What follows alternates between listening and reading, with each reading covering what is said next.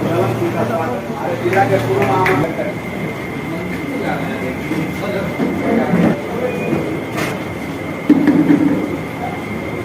और हमारे जिला के जिलाध्यक्ष हम लोग प्रोफेसर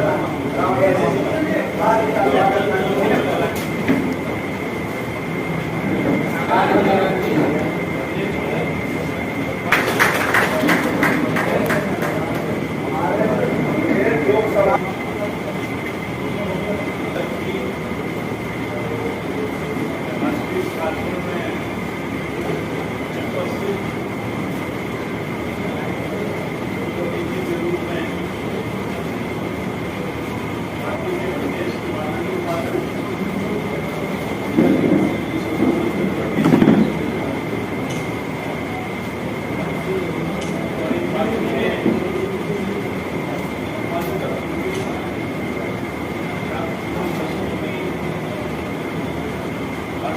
सर, जैसा कि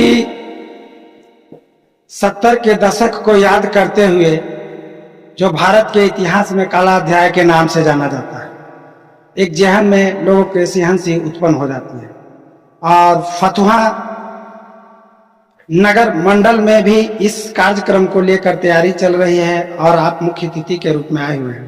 वो काला दिवस क्या है? इमरजेंसी लागू हुआ था, आपातकाल लागू हुआ था, इंदिरा गांधी जी ने लागू किया था। उसके 50 साल आज पूरे हो गए और भारतीय जनता पार्टी पूरे देश के पैमाने पर आपातकाल को आज काला अध्याय के रूप में, काला दिवस के रूप में मनाने का काम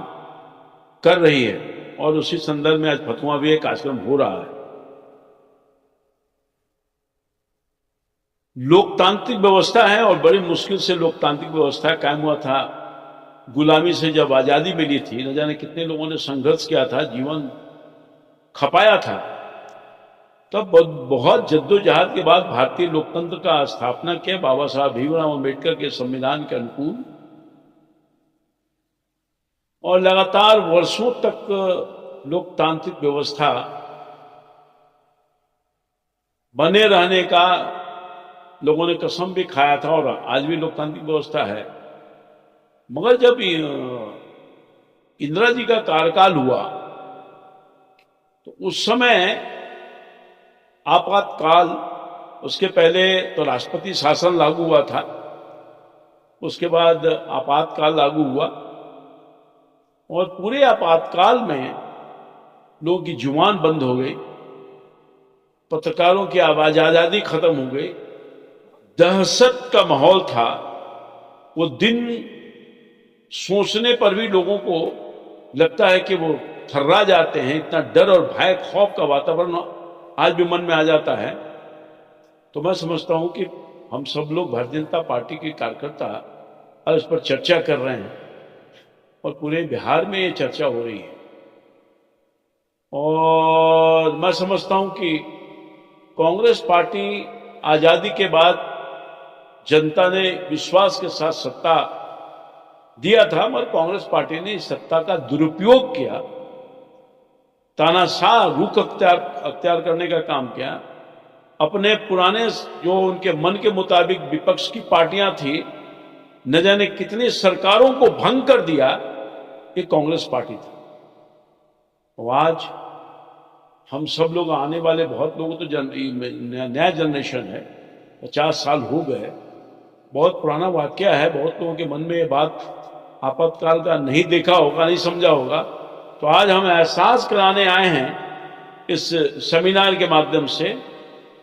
कि कौन से काल से गुजरने के लिए मजबूर किया था कांग्रेस पार्टी, और हम उसको याद ताजा करने की कोशिश कर रहे हैं। अपने वर्तमान जो हमारे जनरेशन है उनको बताने का काम कर रहे हैं। जैसा कि देश में हिंदू राष्ट्र की भी मांग चल रही है, क्या इस पे आपकी सरकार कोई कार्य कर रही है? देखिए, सरकार तो संवैधानिक अधिकारों को और संवैधानिक जो प्रक्रिया उसकी तरफ चल रही है, मगर जो माहौल और परिवेश है इस राष्ट्र का बहुत बड़ा जो जनसंख्या है,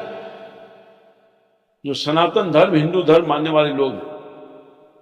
और उसके मन में एक भाव है कि हमारा राष्ट्र हमारे विचारों के अनुरूप हो, तो लोगों के मन में भाव है। और निश्चित तौर पर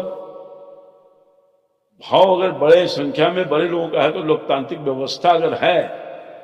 तो कभी न कभी सपना पूरा होगा।